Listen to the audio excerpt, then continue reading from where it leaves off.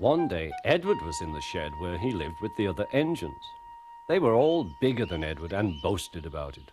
"The driver won't choose you again," said Gordon. "He wants strong engines like us." But the driver and fireman felt sorry for Edward.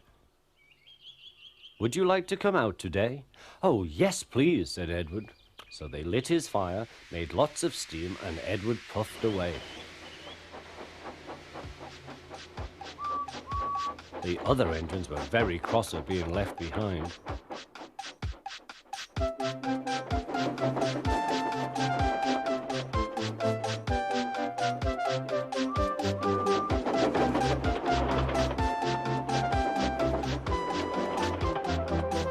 Edward worked hard all day. The coaches thought he was very kind, and the driver was very pleased.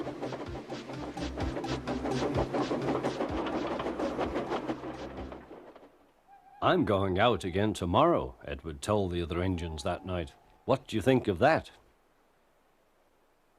But he didn't hear what they thought, for he was so tired and happy that he fell asleep at once. Next morning, Edward woke up to find nothing had changed. Gordon was still boasting. "You watch me, little Edward, as I rush through with the express. That will be a splendid sight for you. Goodbye, little Edward. Look out for me this afternoon."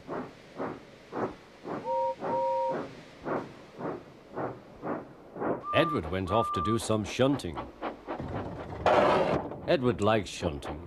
It was fun playing with trucks. He would come up quietly and give them a push. Then he would stop and the silly trucks would go bump into each other. "Oh!" they cried. "Whatever is happening?"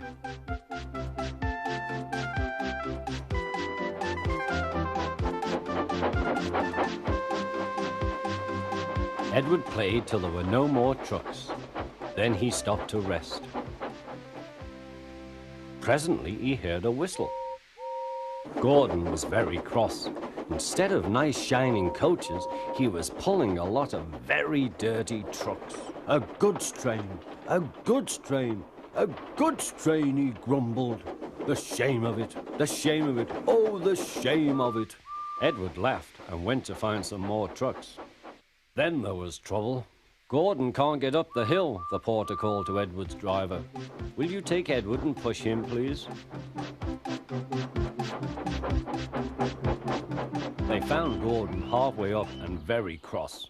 His driver and fireman were talking to him severely. "You're not trying." "I can't do it," said Gordon. "The noisy trucks hold an engine back so."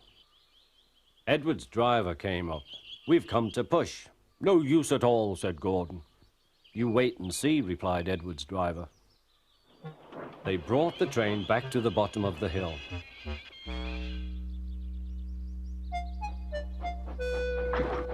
"I'm ready," said Edward. "No good," grumbled Gordon. They pulled and pushed as hard as they could.